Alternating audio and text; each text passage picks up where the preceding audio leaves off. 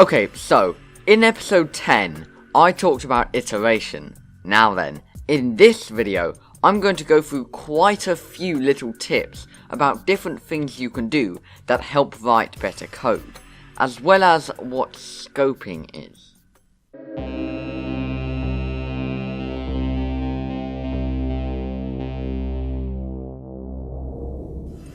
So really, I won't really be covering a topic. I'm just going to be talking about lots of little tips and tricks that you can use in your projects, as well as what comments and nesting are. And they are all really small little things. And I'm doing this just to slow the pace down a little bit, because I don't want to tell you about tons of things all at once, because there's no way you'd remember them, or you'd end up mixing them up and things like that. So, in this video, we're just learning some little things you can start applying to your code. So, the first tip I want to talk to you about is that you can set a variable straight after you declare it in one line. So if you have a variable called name, and you're setting it straight away like this, then you can just shorten this into this. These both work in exactly the same way. It's just a quicker way you can write it if you're setting a variable straight after it's declared. Okay, next is single line blocks. So if I have an if statement that is checking if name equals something, and I only have one thing inside that if statement, then you don't need curly braces. So if I wanted to say that they sound like they're a good person if their name is Alex, I can just do it like this. But this only works with one line. So if I write another line below, it doesn't matter whether I indent it or anything. Only this line will go into the if statement. You probably didn't notice, but I actually did this instinctually in episode 9, which I obviously didn't mean to do since I hadn't told you about that yet. And I was quite annoyed at that when I realised I had done that when I edited the video. The same also works for a for loop. So if I only have one thing inside my for loop, then I can write it like that as well. Also, in addition to that, an if statement only counts as one thing.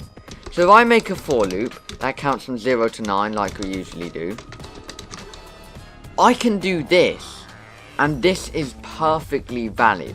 But once again, anything I type here will be outside both the for loop and if statement, because both of them have one thing inside them. So basically, if you only have one thing in your if statement or for loop, you can make your code more to the point by just skipping the curly braces. Okay, the next tip is using the keyboard more effectively. Now, I have a British keyboard, but all of the keys I show you should be on most keyboards. Now, I really want to draw your attention to these two buttons, home and end. You can use these two to really quickly edit code. It might be in a different place on your keyboard, particularly if it's a laptop, but you will probably have these somewhere on the keyboard. So let's say I have this line of code and I want to jump to the start of the line. I can just press home, and that will take me to the start. Then I could press end to jump back to the end again. Okay, fine. That's pretty simple. Then the next thing is shift home. If you hold down shift and press home, it will highlight all of the code from wherever you are to the start of the line. So that's how I delete lines so quickly. I usually just hit end to jump to the end of the line, then do shift home to highlight the whole line, and hit backspace to delete all of that. Unfortunately, Visual Studio keeps all of this indentation, so I have to do shift home again to get rid of all of that. And yeah, that's how I erase a line so quickly. Now, you can also use shift and the arrow key. So if I've got this block of code here, I can use shift left to highlight to the left, and I can use shift up to highlight up. And the same applies for down and right. So I can just quickly delete an entire block of code just by shift arrowing on it. I'm still not done. That's the shift key, but you can also use the control key. So if I use the control key, it lets me jump over words. So if I have this, and the caret is at the beginning of the line here, then I can use control and the right arrow key to jump to the right of the word. And I can just control left to jump back to the left. Then finally, I can combine both shift and control to quickly select a bunch of stuff. So if I hit home to go to the beginning, and I do control and shift and the right arrow key once, it will jump over the word string while selecting. So that's a super quick way of jumping through your code and editing your code. And I know that's a lot at first, but it's one of those things where once you start using it regularly, it just becomes natural and you don't even think about it. In fact, none of these keys were unique to Visual Studio.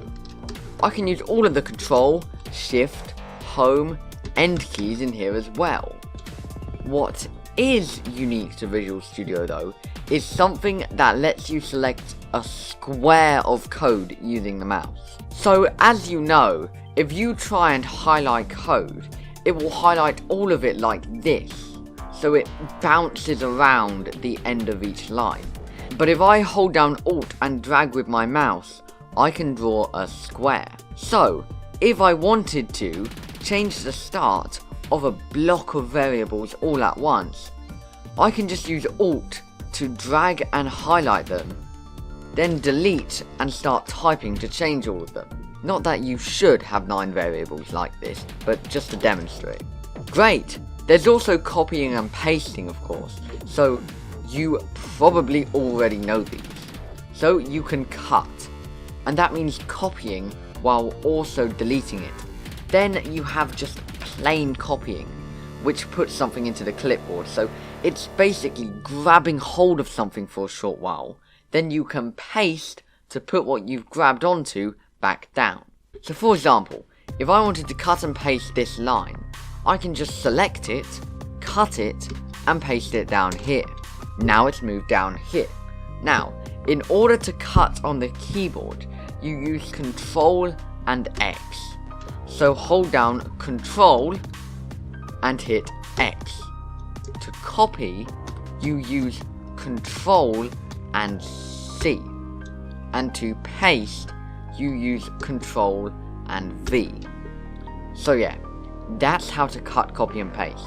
Okay, so those are all of the little tips that you can use to help neaten your code and write code faster. Now let's talk about comments. So, comments allow us to tell the reader of the code what a specific piece of code does. Let's look at quite a big project. Okay, so this is the code for the ultimate adder. Now, without any comments, it might take the programmer a while to work out what's going on here. But if you have comments, then it will be quite clear exactly how it all works. To make a comment in C#, you use 2 slashes like this. So let me comment up all of this code. Okay, here we go. I've added comments everywhere. Now, these comments make absolutely no changes to the code. In fact, the compiler just completely ignores them. So you could add as many comments as you want, and they won't affect the size of your final program or anything. Now, in these videos, I'll be writing comments almost every 2 lines. But in your own proper projects, please don't go that extreme. Please don't make a rule saying that you have to put a comment every 2 lines, because when you're writing that many comments, they just begin to lose meaning and the grammar of them tends to get messed up with that many comments. This is an image from one of my projects from ages ago. Look at this. I'm commenting the idea of setting a bunch of variables. Come on, even you at this stage can see that I'm just setting a bunch of variables. There's no need to comment this, mainly because it isn't actually doing anything. No.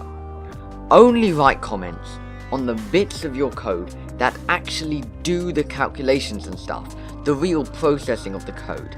And even then, you absolutely do not need to stick to the rule of 2 comments every line. Just write them occasionally and you'll be fine. Okay, that's enough about comments. Let's talk about the final topic for this video, which is scope. So, scope is the idea that if you declare a variable inside of 2 curly braces, then you cannot access it from outside the 2 curly braces. So if I make a string called name inside this if statement, I won't be able to access it from outside the if statement. See? The same applies to for loops. In fact, you'll find that when you declare a variable inside a for loop and set it to something, it resets every time the for loop goes around.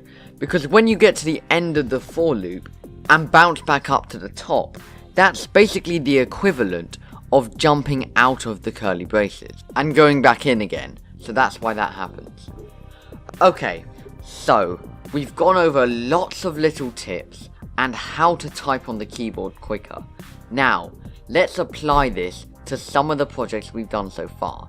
And your task, which I'll talk about at the end of the video, will be to go off and do the rest yourself. We'll also look at an alternative way of doing FizzBuzz while we're at it.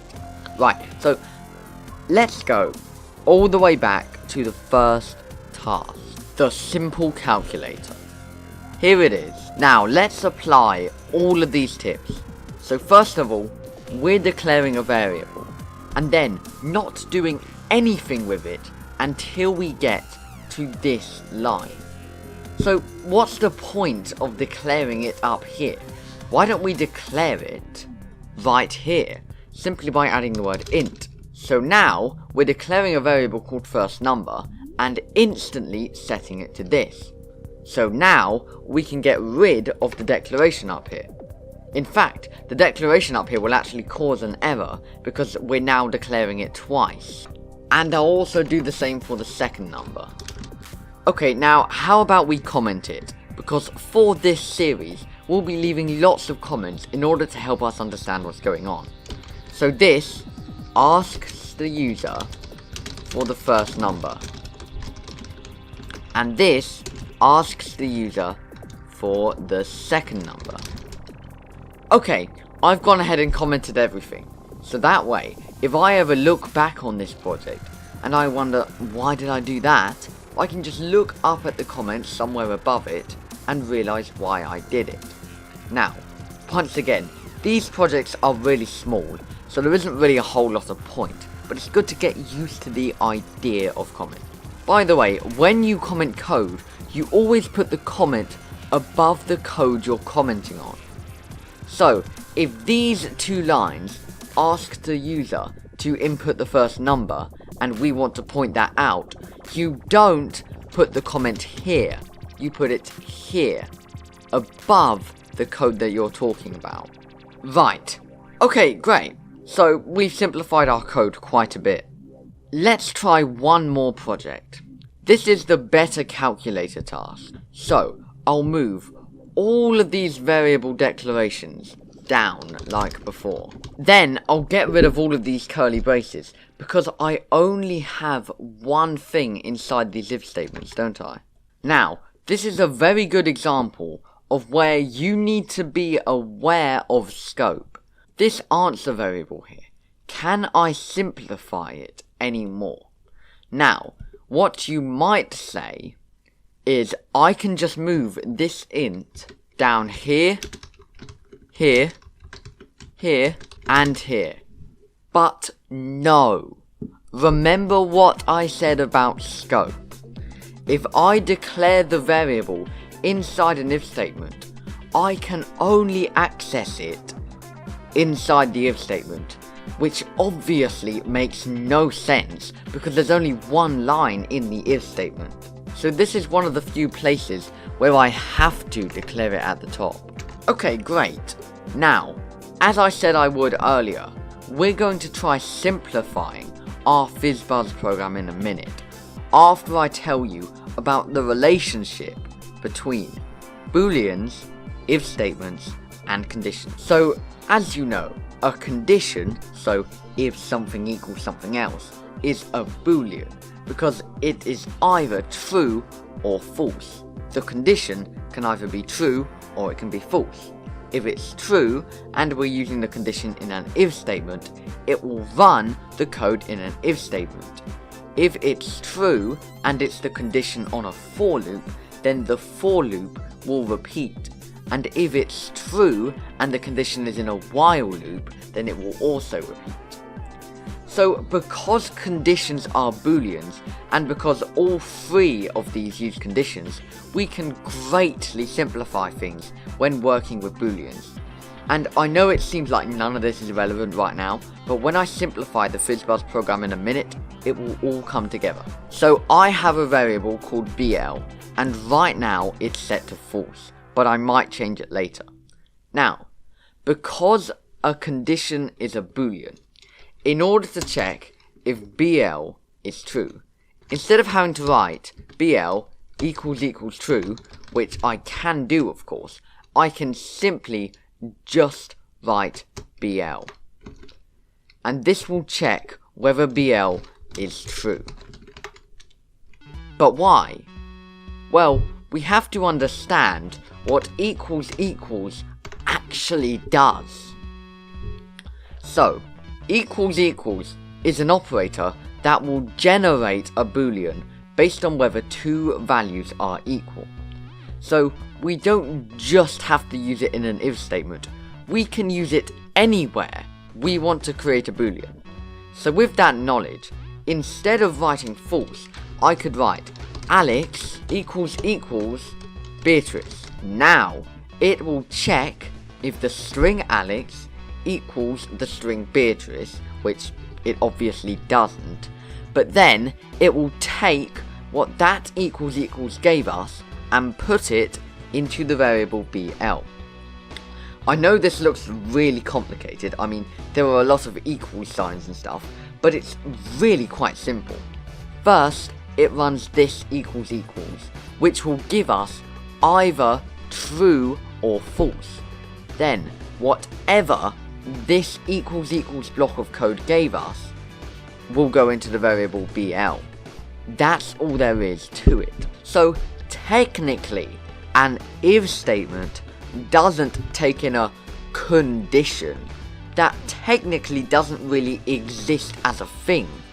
You know, at a technical level, what actually happens is an if statement takes in a boolean, and when we write equals, we are creating a boolean. So that's why we can just pass a boolean straight into the if statement like this. Because what it's doing when we write this is, let's say our variable is true, and this checks if true equals true. So this equals will generate a boolean that is based on whether the two are equal or not. So in this case, true is equal to true, so it generates true. Great, hopefully you can sort of logically see how all of that works.